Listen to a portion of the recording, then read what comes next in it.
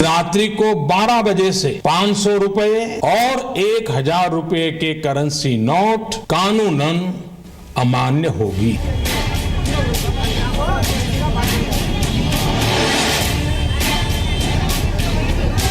ये पूर्ण विराम नहीं है। मैं हाथ खुल करके कहता हूं, ये पूर्ण विराम नहीं है।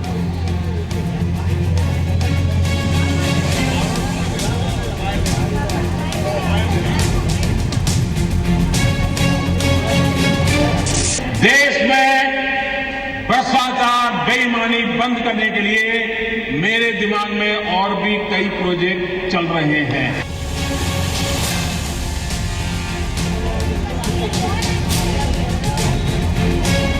अब लोग मुझे समझ गए हैं। इतने दिन को समझ नहीं आया, लेकिन जरा ये डोज ज्यादा आया तो समझ आया।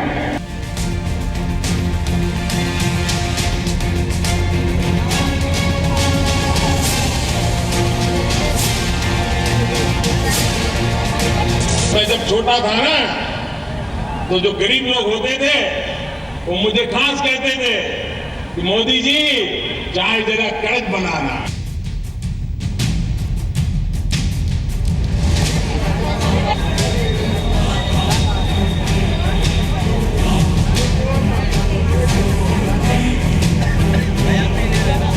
मुझे पता नहीं क्या क्या कहा जाता था। उनको लग रहा था कि मोदी के बाल नोच लेंगे तो मोदी डर जाएगा, अरे मोदी को जिंदा जला दोगे तो भी मोदी डरता है।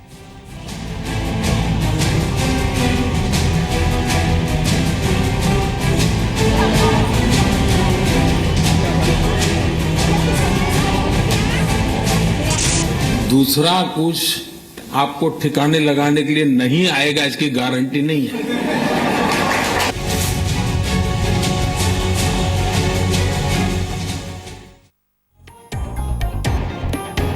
नमस्कार, आप देख रहे हैं जी न्यूज। आपके साथ हूं मैं रुबिका लियाकत। काले धन वाले होंगे क्लीन बोल्ड, क्योंकि काले धन के खिलाफ अभी तो बस कार्रवाई की शुरुआत हुई है। सरकार समझ रही है कि 500 और 1000 के नोट बंद करने से काले धन पर बड़ी चोट पहुंची है, लेकिन अभी काले धन के कुबेरों पर पूरी तरह शिकंजा नहीं कसा जा सका है। ऐसे में सवाल है कि सरकार का अगला कदम क्या हो सकता है। ये रिपोर्ट देखिए, आपको एक अनुमान लगेगा कि आखिर सरकार किस ओर सोच रही है। आप खड़े होकर के ताली बजा करके मुझे आशीर्वाद दें। देश देखेगा ईमानदार लोग। इस देश में ईमानदार लोगों की कमी नहीं है। इस देश में ईमानदार लोगों की कमी नहीं है। हिंदुस्तान के हर ईमानदार की आवाज है। मैं जानता हूं मैंने कैसे कैसी ताकतों से लड़ाई मोल ली है। मैं जानता हूं कैसे कैसे लोग मेरे खिलाफ हो जाएंगे। मैं जानता हूं 70 साल का उनका मैं लूट रहा हूं। मुझे जिंदा नहीं छोड़ेंगे, मुझे बर्बाद करके रहेंगे। उनको जो करना है करें। भाइयों बहनों, 50 दिन मेरी मदद करें।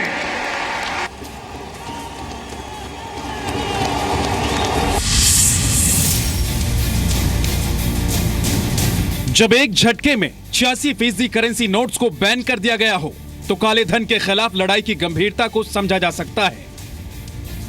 इस लड़ाई के अपने खतरे हैं, लेकिन जब एक बार काले धन के खिलाफ आर पार की शुरुआत हुई है, तो इसे अंत नहीं माना जा सकता। खुद प्रधानमंत्री नरेंद्र मोदी खुले शब्दों में कह चुके हैं कि काली कमाई के खिलाफ अभी और कई प्रोजेक्ट उनके दिमाग में हैं। मैं हाथ खुल करके कहता हूं, यह पूर्ण विराम नहीं है। देश में भ्रष्टाचार, बेईमानी बंद करने के लिए मेरे दिमाग में और भी कई प्रोजेक्ट चल रहे हैं।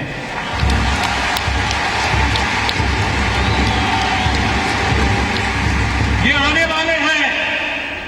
ये ईमानदार लोगों के लिए मैं कर रहा हूं जी।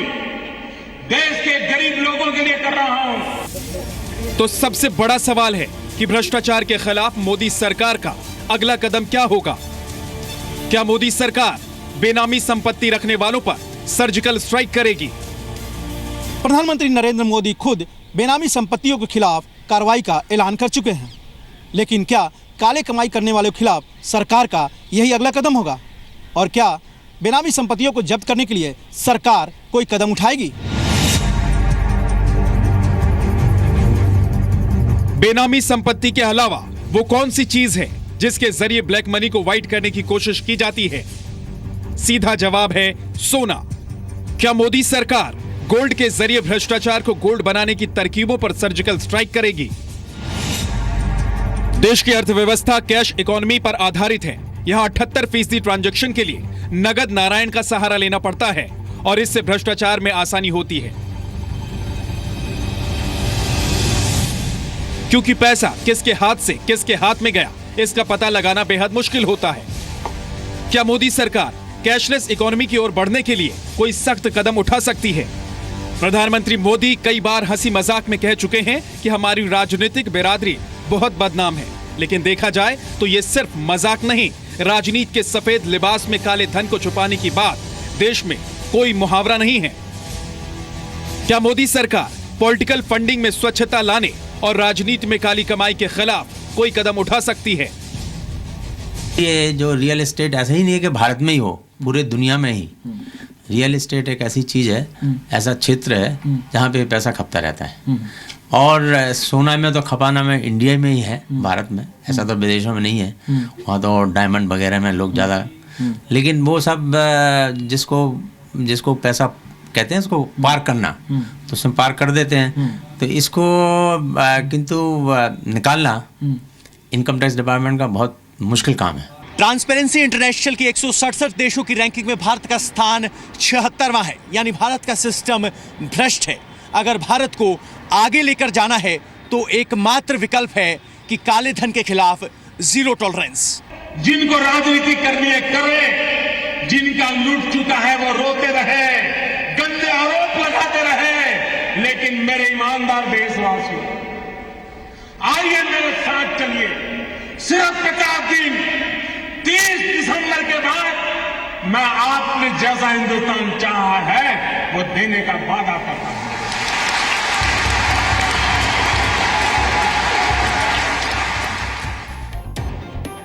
तो काला धन छिपाने के एक बड़े जरिए को बेनामी संपत्ति बनाना, ऐसे में बेनामी संपत्ति पर कार्रवाई करनी आप जानते जरूरी हो जाती है।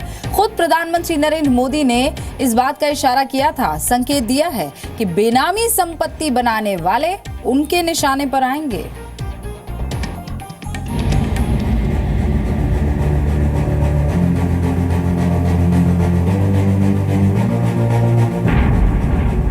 हम जानते हैं, आपको भी पता है कि दिल्ली के किसी बाबू का ये गोवा में फ्लैट बना हुआ है ना, जिसकी 7 पीढ़ी में कोई गोवा रहता नहीं है, वो पैदा हुआ कहीं और, काम कर रहा है दिल्ली में, बड़ा बाबू है, फ्लैट खरीदा गोवा में। किसके नाम? खुद के नाम खरीदते हैं क्या? छिपी हुई पहचान पर संपत्ति का खेल बहुत पुराना है। लाखों करोड़ों की काली कमाई को छुपा ले जाने का ये अंदाज भ्रष्टाचारियों को खूब आता है, लेकिन अब और नहीं। सरकार का जो इरादा दिखता है उससे साफ है कि अब बेनामी संपत्ति पर सुनामी आने वाली है। जो भी बेनामी संपत्ति होगी, दूसरे के नाम की संपत्ति होगी, हम कानूनन अब उस पर हमला बोलने वाले। ये संपत्ति देश की है,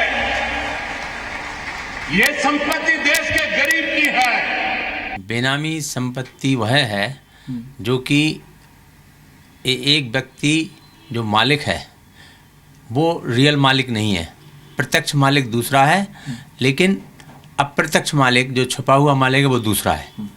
तो जिसके पास ज़्यादा पैसा होता है या ज़्यादा प्रॉपर्टी होती है तो वो अपने नौकरों के नाम पे, अपने कुत्ते बिल्ली के नाम पे या कोई अपने संबंधियों के नाम पे वो प्रॉपर्टी कर देते हैं। लेकिन जब उस प्रॉपर्टी का आप लाभ देखेंगे तो आप पाएंगे कि वो लाभ उन्हीं को मिल रहा है। मोदी सरकार 2015 में ही गैर कानूनी पैसे से बनाई गई संपत्ति पर कार्रवाई के लिए बेनामी ट्रांजैक्शन बिल लेकर आई थी। जाहिर तौर पर बेनामी संपत्ति के खिलाफ सरकार की तैयारी बड़ी होगी और ऐसे में बेनामी संपत्ति के खिलाफ 8 नवंबर जैसा कोई ऐलान हो जाए तो बड़ी बात नहीं है।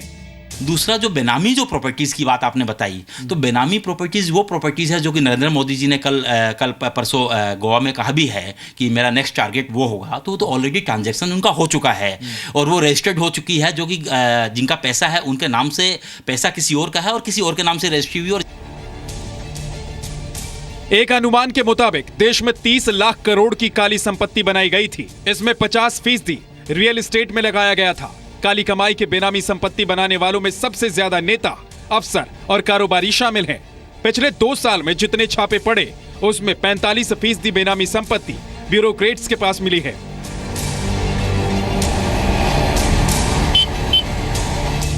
बेनामी संपत्ति के कारोबार पर रोक लगाए बिना काले धन का कैंसर नहीं खत्म होगा।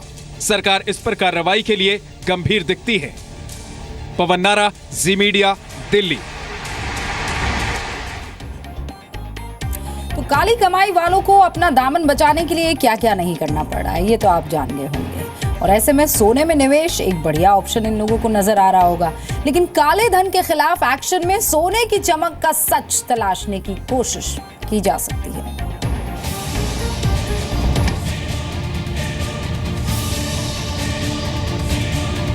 वर्तमान में जारी 500 रुपए और 1000 रुपए के करेंसी नोट लीगल टेंडर नहीं रहेंगे।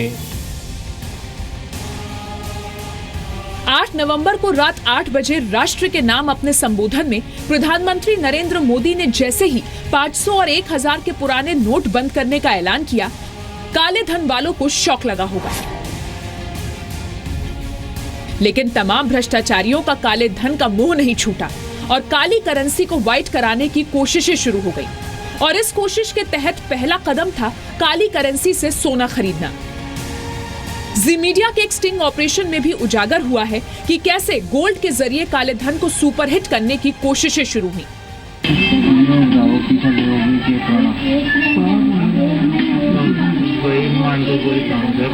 समझ को बहुत सब तकलीफ में यहाँ पर सोने को ले रहे हैं, पर बाजार में कोई लोग कर रहे हैं, मोटिवेशन कर रहे हैं और एक दो और कर रहे हैं, पर अगर लेवा देवा भाव ही है और पुराना बदल वो चाहो तो एक दुकान हो रहा आगे तो सीधी 50% लेस कर दूंगा। कौन सी दुकान है बता दूँ? कितना अमाउंट की दुकान है? 15 पेटी। सरकार भी समझ रही है कि भ्रष्टाचार करने वालों का पसंदीदा हथकंडा है काले धन से सोना खरीदना। और इसी वजह से मोदी सरकार काले धन के खिलाफ अपनी अगली मुहिम में सोने के कारोबार पर ऐसा रेगुलेशन ला सकती है जिससे ना तो सोने के जरिए काला व्यापार किया जा सके और ना ही सोने में काली कमाई को छुपाया जा सके। ऊपर की कमाई वाला जो काम कहते हैं उसकी जो बात है तो वो ज़्यादातर गोल्ड में या तो विदेशों में जो हम सुनते आए हैं कि उसमें ये सब ट्रांसफ़र होता है, लेकिन गोल्ड के गहनों में ये बात लागू नहीं होती है, बिल्कुल लागू नहीं होती है। गहनों का जो व्यापार करते हैं और जो ग्राहक गहनों में जो अपना निवेश करते हैं, मतलब उनको ये जो ख़रीदारी करते हैं उसमें काले धन की कोई गुंजाइश है ही नहीं। बुलियन में शायद हो सकती है। और इन दिनों में ये नोट के चक्कर में काफ़ी अलग अलग भाव सुनने में आए। लोगों ने अलग अलग डिस्काउंट करा के, अपने मनी को डिस्काउंट करा के अलग अलग रेट को कन्वर्जन करते हुए गोल्ड को लिया है, ले बेच करते हैं।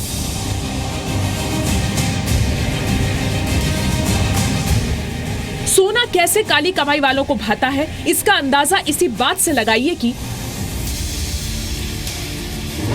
500 और 1000 के पुराने नोट बंद होने के बाद 5 दिन में ही 500 टन सोना बिक गया। इसमें से 80% खरीद बिक्री में 80% ब्लैक मनी लगा है।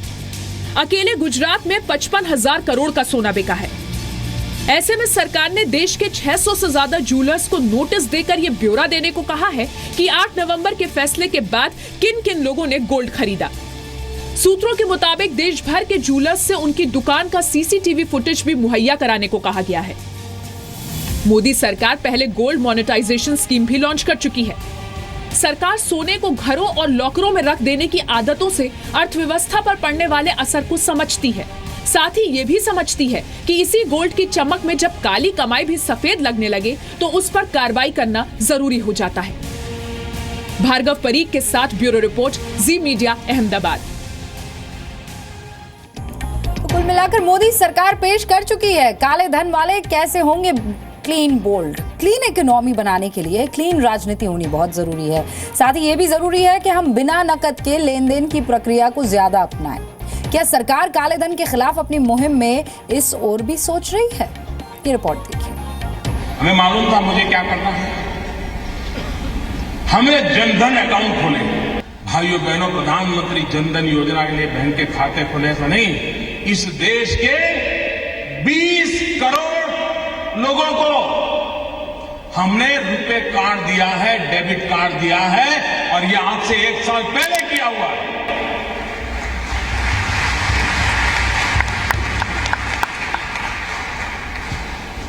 उस डेबिट कार्ड से अगर उसके खाते में पैसे हैं, वो बाजार से कोई भी चीज खरीद सकता है, उसकी व्यवस्था उसको उपलब्ध है।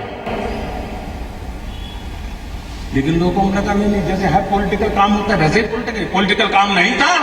मैं धीरे धीरे धीरे देश की आर्थिक तबीयत सुधारने के लिए अलग अलग दवाइयां दे रहा था, धीरे धीरे डोज बढ़ा रहा।